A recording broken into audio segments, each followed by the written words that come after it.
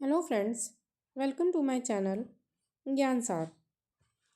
तो सीटेट की इस सीरीज़ में आज हम लोग सीटेट पेपर 2 दिसंबर 2019 में पूछे गए सीडीपी के प्रश्नों को कवर करेंगे। क्वेश्चन नंबर 1, निम्नलिखित में से कौन सा कारक कक्षा में सार्थक अधिगम का पक्ष लेता है? ऑप्शन है निर्देश के लिए केवल व्याख्यान विधि को अपनाना, विषय वस्तु तथा बच्चों के संपूर्ण कुशल क्षेत्र एवं अधिगम के प्रति सच्चा सरोकार रखना, बच्चों को पढ़ने के लिए अभिप्रेरित करने हेतु परीक्षणों की संख्या को बढ़ाना, बच्चों को पढ़ने के लिए अभिप्रेरित करने हेतु पुरस्कारों की संख्या को बढ़ावा देना।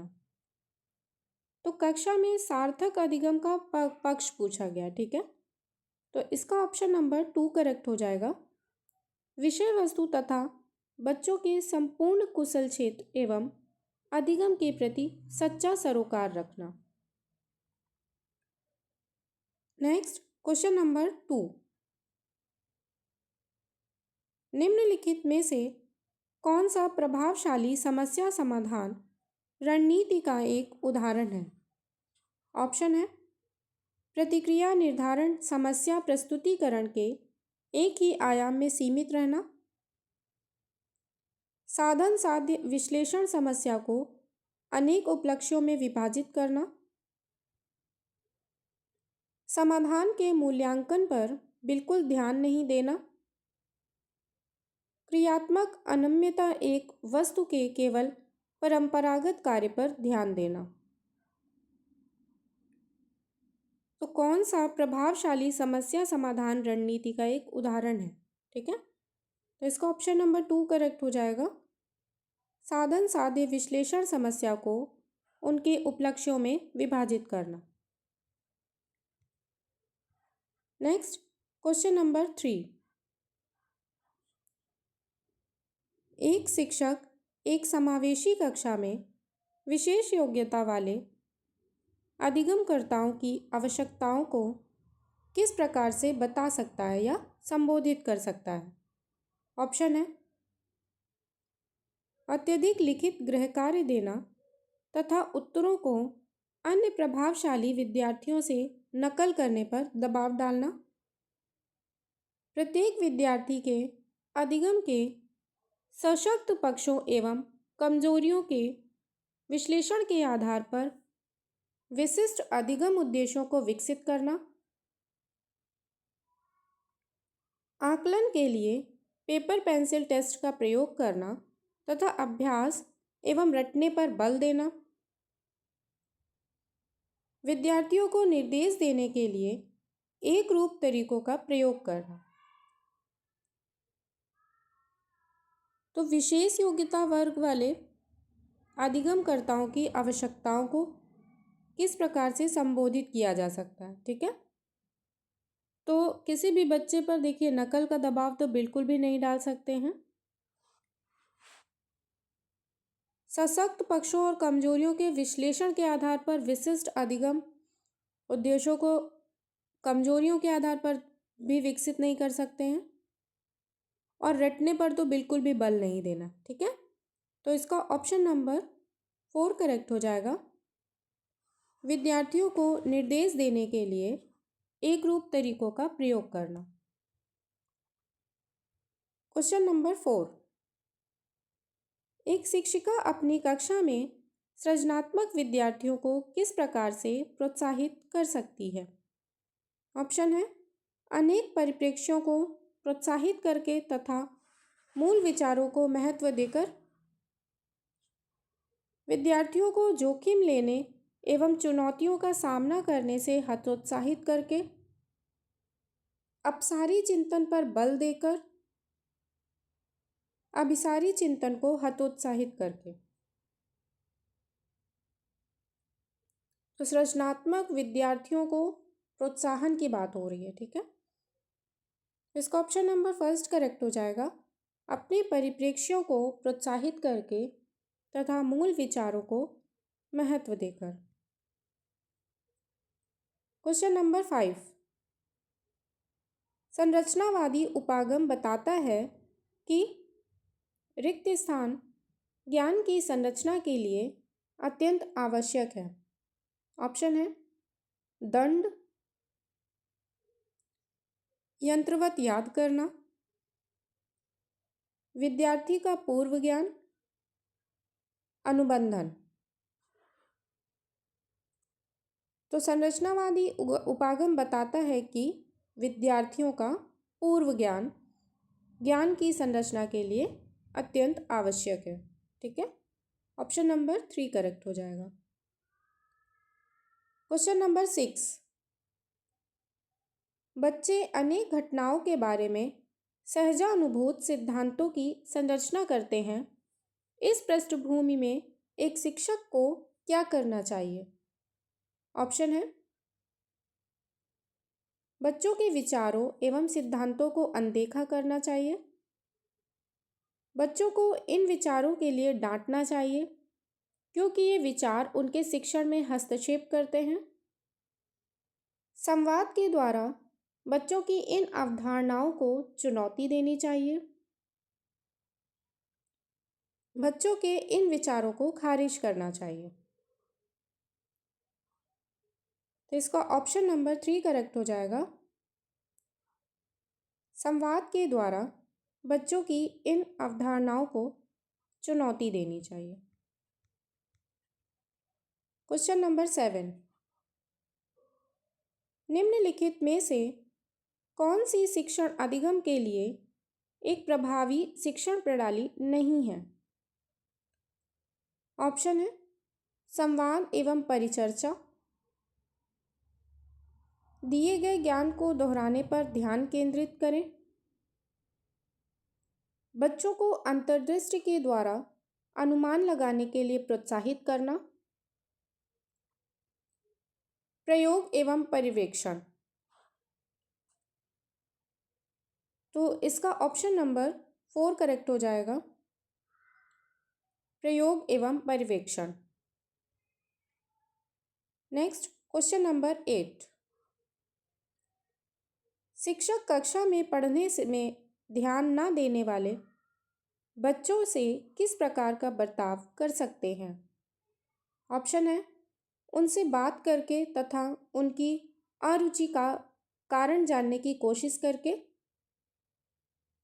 उन्हें गृह कार्य के रूप में अत्यधिक वर्कशीट देकर, बच्चों को कक्षा से बाहर जाने के लिए कहकर, पूरी कक्षा के सामने उन्हें बार बार डांट कर। तो इसका ऑप्शन नंबर 1 करेक्ट हो जाएगा, उनसे बात करके तथा उनकी अरुचि का कारण जानने की कोशिश करके। क्वेश्चन नंबर 9, निम्नलिखित में से क्या ज्ञान के सार्थक संरचना की प्रक्रिया का एक महत्वपूर्ण पहलू है? ऑप्शन है पुरस्कार एवं दंड, उद्दीपन प्रतिक्रिया संबंध, सामाजिक पारस्परिक क्रियाएं, लगातार अभ्यास तथा बार बार स्मरण। तो पूछा गया है सार्थक ज्ञान संरचना की प्रक्रिया का महत्वपूर्ण पहलू। ऑप्शन नंबर 3 करेक्ट हो जाएगा, सामाजिक पारस्परिक क्रियाएं। क्वेश्चन नंबर 10,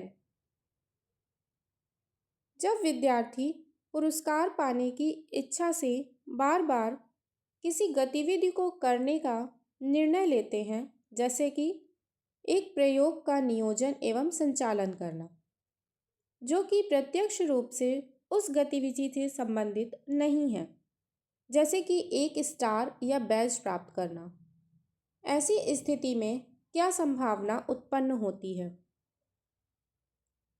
ऑप्शन है पुरस्कार के बिना भी उस गतिविधि में लगे रहना, अन्य लोगों को खुश करने के लिए कार्य करने के बजाय स्वयं को निपुणता के लिए उद्देश्य निर्धारित करना,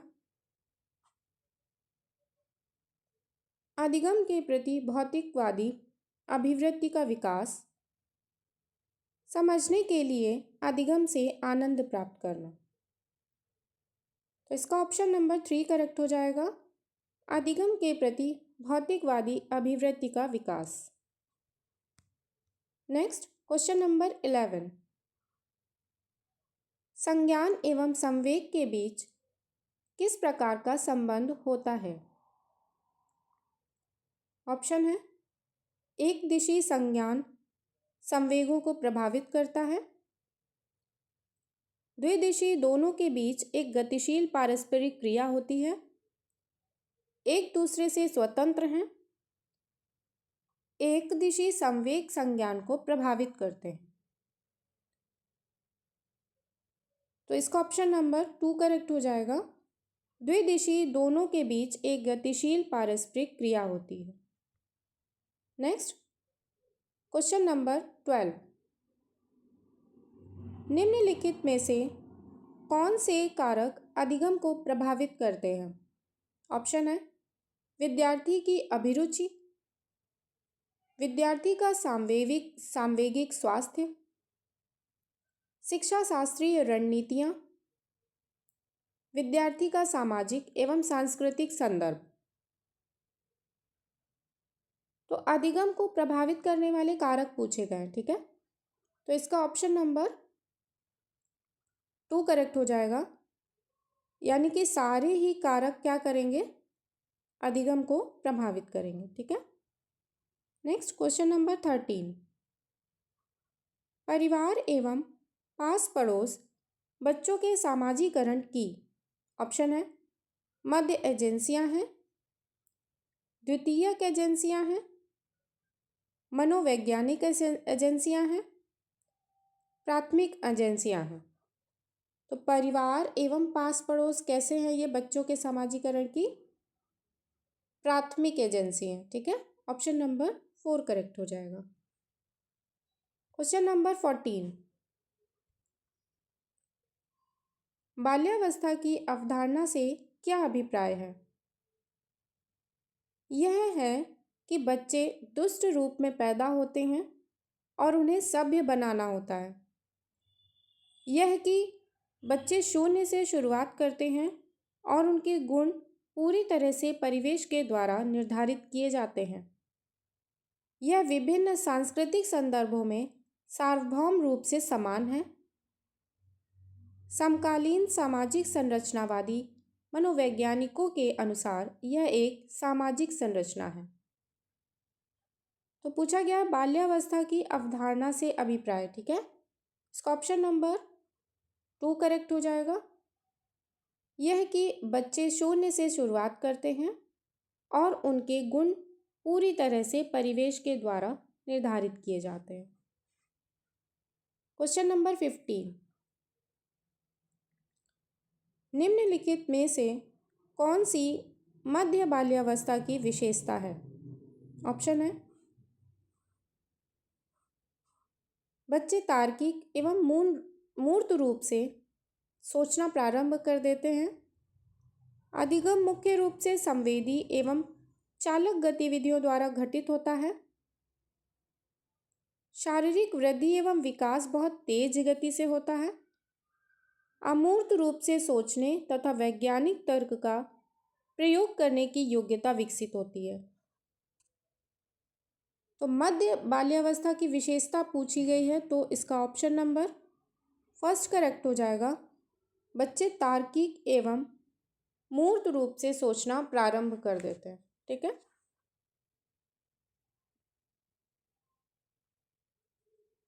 मिलते हैं नेक्स्ट वीडियो में। वीडियो पसंद आई हो तो वीडियो को लाइक, चैनल को सब्सक्राइब ज़रूर करें।